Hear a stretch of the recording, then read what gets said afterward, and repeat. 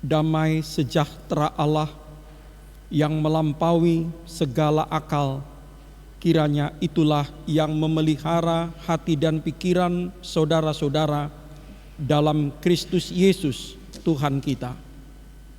Amin. Jemaat Tuhan, khotbah untuk kita semua pada Minggu Quasimodogeniti hari ini, minggu pertama sesudah kebangkitan, diambil dari surat Rasul Petrus pasal yang pertama ayat ke-13 sampai 16. Kami akan bacakan di tengah-tengah kita. Sebab itu siapkanlah akal budimu, waspadalah dan letakkanlah pengharapanmu seluruhnya atas kasih karunia yang dianugerahkan kepadamu pada waktu penyataan Yesus Kristus.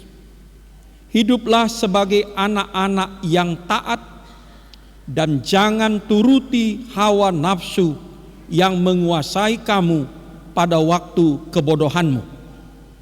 Tapi hendaklah kamu menjadi kudus dalam seluruh hidupmu, sama seperti Dia yang kudus yang telah memanggil kamu. Sebab ada tertulis, kuduslah kamu sebab aku kudus. Sampai demikian pembacaan kita. Jemaat Tuhan, apa yang bisa kita petik untuk menjadi khotbah renungan untuk kita pada minggu yang diberi nama Quasimodogeniti, bagaikan bayi yang selalu haus akan air susu yang murni. Ada 3 hal. Pertama, kebangkitan Yesus bagi kita bukan hanya sekadar peristiwa historis, tapi sebuah peristiwa yang besar yang membawa dampak bagi kehidupan, bagi dunia ini. Jadi bagi kita, kebangkitan Kristus itu bukan cuma sebuah peristiwa yang terjadi di masa lalu pada hari Minggu sesudah Yesus disalibkan pada hari Jumat, tapi sebuah peristiwa yang membawa dampak, yang berpengaruh bagi kehidupan dunia ini, termasuk bagi kita. Kalau kita baca 1 Petrus 1 ayat 3,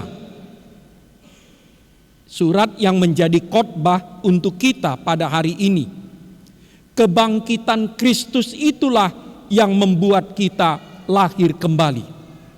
Kebangkitan Kristus itulah yang membuat kita hidup baru. Jadi Kristus dibangkitkan, kita hidup dalam hidup yang baru. Nah, itu juga nanti yang dikatakan oleh Rasul Paulus dalam surat Roma pasal yang ke-6 ayat 4 dan 5. Kristus bangkit, kita hidup baru. Jadi hidup baru, kelahiran kembali itu kita alami, kita terima melalui baptisan karena Kristus sudah bangkit. Bila Yesus tidak dibangkitkan, tidak ada hidup baru, tidak ada kelahiran kembali. Benar kita masih hidup di dunia, kita masih manusia yang berdosa, tetapi karena Tuhan Yesus sudah dibangkitkan, maka kita sudah bisa mengalami kuasa kebangkitan Kristus itu. Kita sudah bisa mengalami kuasa sorgawi itu, realitas sorgawi itu di dunia ini, dalam kehidupan sekarang. Artinya kalau pakai bahasa yang lain, realitas sorga itu sudah masuk, sudah merasuk dalam kehidupan dunia. Kenapa? Karena Kristus sudah bangkit. Nah, nanti bapak-bapak gereja karena menganggap peristiwa kebangkitan Kristus itu sama nilainya, sama pentingnya dengan penciptaan langit dan bumi, Maka bapak-bapak gereja kita dengan sadar mengubah hari ibadah orang Kristen dari Sabtu menjadi Ahad. Dari Sabat menjadi Ahad. Dari Sabtu menjadi Minggu. Kenapa? Karena kebangkitan Kristus itu sama pentingnya, bahkan lebih penting dari penciptaan langit dan bumi. Melalui kebangkitannya itulah Yesus menampakkan dirinya kepada kita. Dia adalah anak Allah yang sesungguhnya. Dialah Tuhan yang menguasai alam dan semesta. Dialah penguasa langit dan bumi. Orang Yahudi, orang Romawi merendahkan Yesus, menyalibkannya, mempermalukannya. Tetapi Allah membangkitkan dia dan menampakkan dia sebagai penguasa, sebagai Tuhan yang hidup, Tuhan yang mulia, Tuhan yang berkuasa. Dan karena kebangkitan Kristus itu, kita yang beriman kepadanya dapat menjalani kehidupan yang baru. Jadi kehidupan baru kita, kelahiran kembali kita, suasana yang baru di dalam batin kita, kemungkinan-kemungkinan baru yang kita punya, semuanya adalah dampak dari kebangkitan Kristus. Nah, karena itulah bagi kita perayaan kebangkitan, perayaan Paskah itu begitu penting. Itu bukan hanya sekedar peringatan, pengenangan, kita mengingat, kita mengenang 2000 tahun yang lalu Yesus yang bangkit. Tetapi perayaan kebangkitan itu peneguhan iman kita bahwa karena Kristus bangkit, hidup baru telah terjadi untuk kita. Kita lahir kembali. Kita mengalami kemungkinan-kemungkinan yang baru di dunia ini. Hanya karena satu hal, karena Tuhan sudah bangkit. Yang kedua, sebab itu siapkanlah akal budimu. Nanti kalau dalam bahasa Batak terjemahkannya lebih dekat dengan teks Yunani. Kencangkanlah ikat pinggang pikiranmu. Letakkanlah pengharapanmu seluruhnya kepada Kristus yang mati tersalib dan bangkit itu. Jadi Rasul Petrus tidak hanya mengajarkan jemaat untuk taat, tapi pertama-tama dia mengatakan, letakkanlah pengharapanmu, letakkanlah kepercayaanmu, imanmu itu seluruhnya kepada Kristus yang mati tersalib dan bangkit itu. Nah, karena itu sekali lagi Amang Inang, saudara-saudara, perayaan kebangkitan, perayaan Paskah, sebetulnya masa raya Paskah itu bukan hanya minggu lalu, tetapi terus sampai nanti turunnya Roh Kudus. Mau mengatakan Yesus nanti yang kita rayakan kenaikannya 40 hari setelah kebangkitannya adalah Yesus yang mati, Yesus yang bangkit itu. Dan Roh Kudus yang kita rayakan 50 hari sesudah kebangkitan Kristus adalah roh yang dijanjikan oleh Yesus yang mati dan yang bangkit itu. Nah, perayaan Paskah, masa raya Paskah ini sekali lagi bukan sekedar peringatan, pengenangan dari kata kenang akan masa lalu, akan peristiwa historis tertentu, yaitu Tuhan pernah bangkit. Tetapi peneguhan iman kita, penguatan iman kita kepada Kristus yang mati dan yang bangkit itu. Nah, kita bisa baca di dalam Markus pasal ke-16 dalam kisah narasi kebangkitan. Ada 3 orang perempuan subuh-subuh datang ke kubur Yesus. Tentu dengan perasaan duka cita, mereka ingin membalsem, meminyaki, mengawetkan jasad mayat Yesus seperti tradisi Timur Tengah. Jadi mereka membeli rempah-rempah, kemudian mereka datang ke kubur, karena waktu Yesus diturunkan dari salib hari Jumat sangat buru-buru, tidak sempat membalsemnya, meminyakinya dengan rempah-rempah. Dan para perempuan itu ingin mengawetkan mayat Yesus. Dalam hati mereka, minimal mereka bisa mengenangnya. Minimal mereka bisa menjadikannya sebagai kenangan masa lalu. Tetapi Injil mengatakan perempuan itu tidak berjumpa dengan mayat Yesus di kubur itu. Artinya apa? Yesus bukan jasad. Dia mati benar hari Jumat, hari Sabtu, tetapi hari Minggu Allah membangkitkan dia. Kalau kita mau teruskan, perempuan itu ingin menjadikan Yesus sebagai kenangan masa lalu, tetapi melalui kebangkitannya Allah mengatakan Yesus itu bukan tokoh masa lalu. Dia adalah Tuhan masa kini. Dia Tuhan yang hidup. Dia adalah realitas masa kini. Riwayatnya belum berakhir. Dia sudah bangkit. Nah, karena Tuhan itu sudah bangkit, artinya sekarang pun Tuhan itu hidup. Dia masih berkarya. Dia masih bersama-sama dengan kita. Dia masih memberikan kepada kita penghiburan, menyembuhkan kita ketika kita sakit, memberikan harapan baru ketika kita putus asa. Dan sebab itu, letakkanlah pengharapan kita kepadanya. Gantungkanlah pengharapan kita, iman kita kepadanya.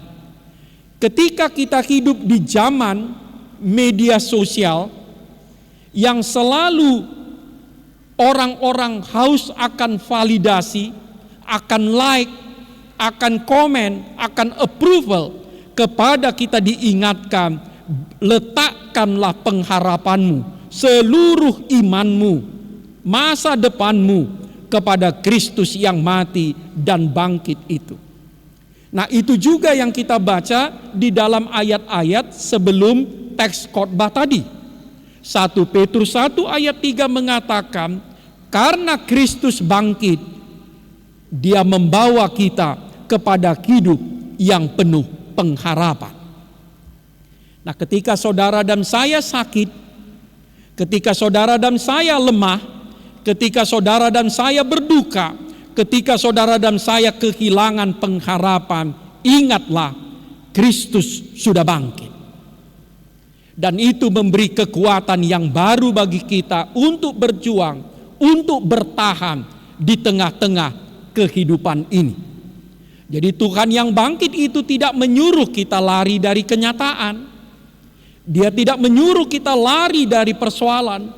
Karena seringkali ketika persoalan sangat banyak, ketika duka sangat berat, ketika beban pikiran sangat berat, kita ingin lari dari semuanya. Tetapi kepada kita dikatakan, jangan lari dari kenyataan. Sebab Tuhan itu sudah bangkit. Dia ada di tengah kenyataan. Dan Dia mau memberi kita pengharapan yang baru.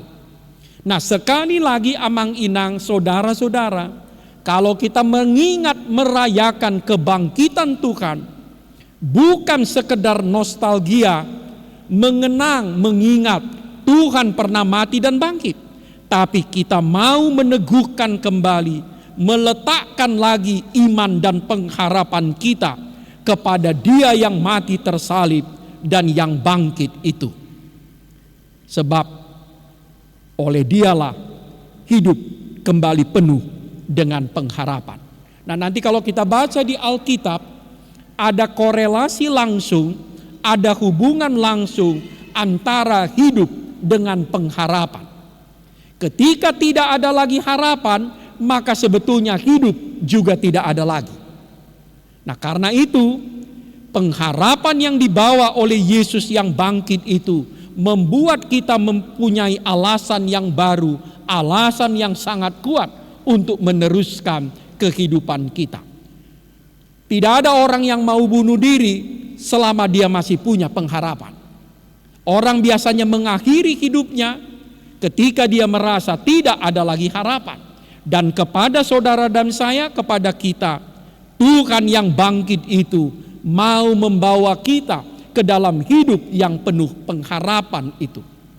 Dan bila kita baca lagi Alkitab, ada korelasi, ada hubungan langsung antara pengharapan dan sukacita.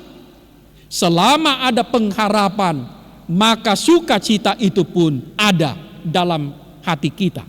Tapi begitu sirna pengharapan, begitu harapan itu tidak ada, maka sukacita itu pun hilang, ikut sirna dari dalam kehidupan kita. Maka kita semakin disadarkan betapa pentingnya pengharapan yang dibawa oleh Kristus yang mati dan yang bangkit itu. Ketiga, karena Kristus sudah bangkit, maka Rasul Petrus memesankan kepada kita, hiduplah sesuai dengan kebangkitan Kristus itu. Itulah yang dia katakan, kuduskanlah dirimu sebab aku juga kudus. Nah, sebelumnya dia katakan, jadilah anak-anak yang taat. Ketaatan anak-anak biasanya bukan ketaatan kepada hukum atau kepada aturan. Ketaatan anak-anak adalah ketaatan kepada personal, kepada bapaknya atau ibunya atau gurunya.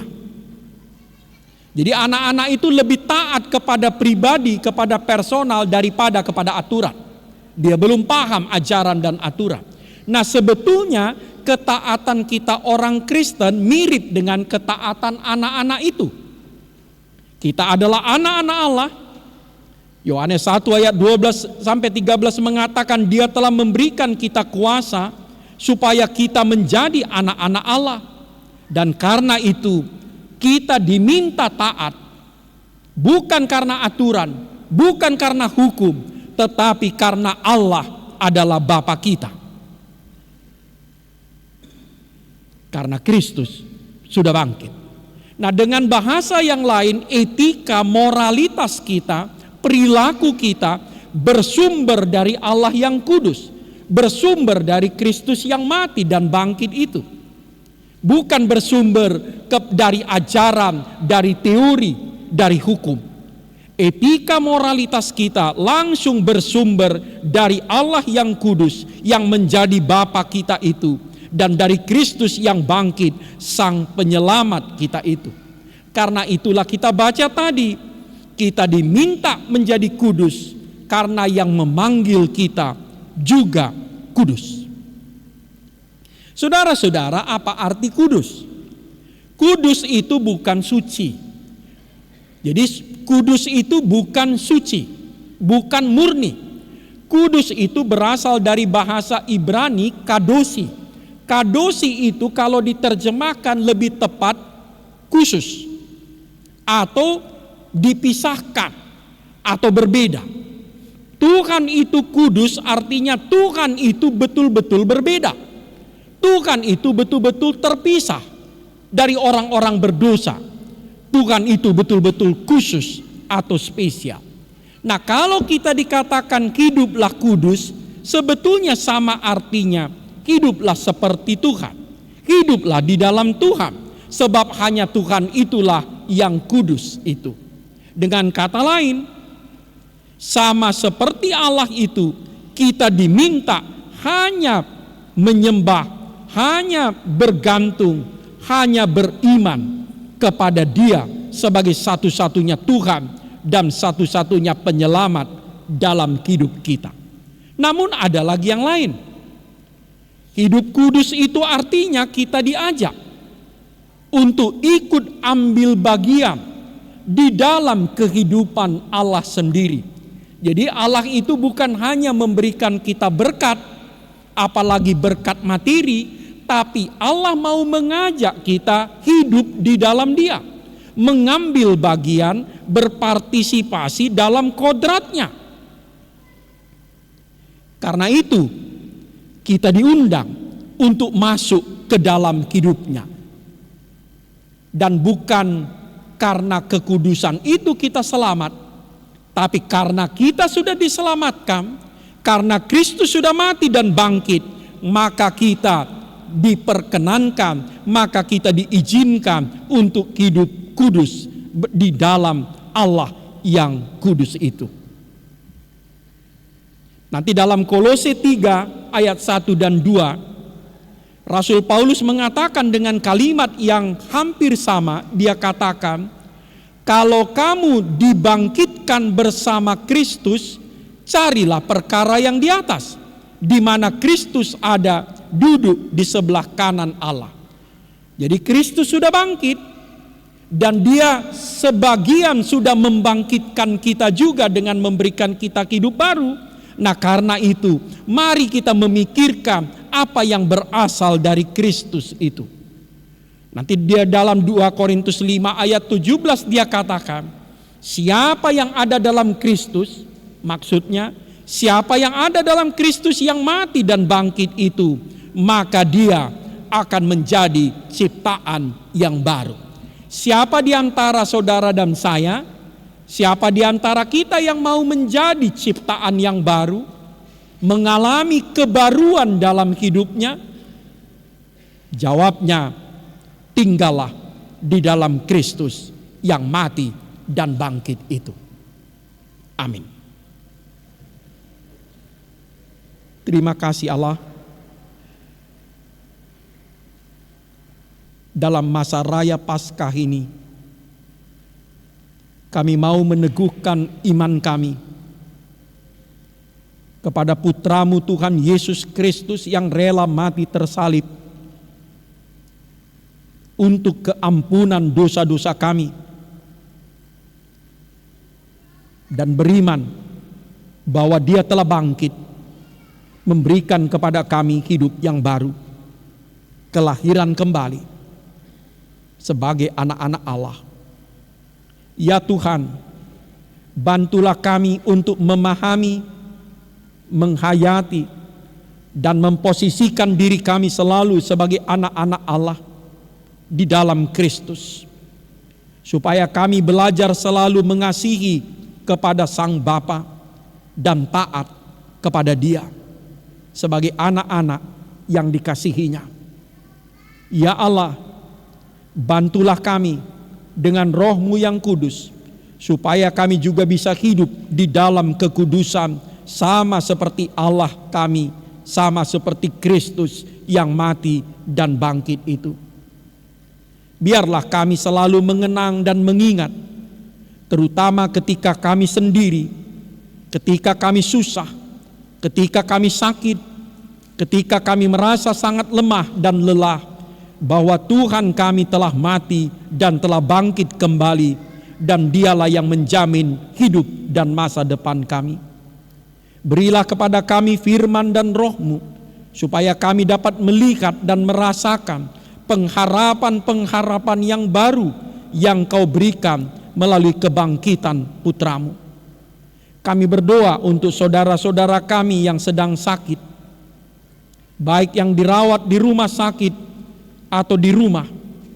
Tuhan, pakailah tangan dokter dan para medis untuk mengembalikan kesembuhan mereka. Tapi lebih dari itu, kami minta karuniakanlah kepada saudara-saudara kami iman dan pengharapan yang berlimpah-limpah, juga sukacita yang berasal dari-Mu, supaya sambil menunggu waktu kesembuhan, mereka dipenuhi dengan iman, dengan kasih, dengan pengharapan dan sukacita. Berkati biaya pengobatan mereka, berkati keluarga yang mendukung pengobatan mereka. Tuhan, kami mau berdoa secara khusus bagi saudara-saudara kami yang mengalami kedukaan.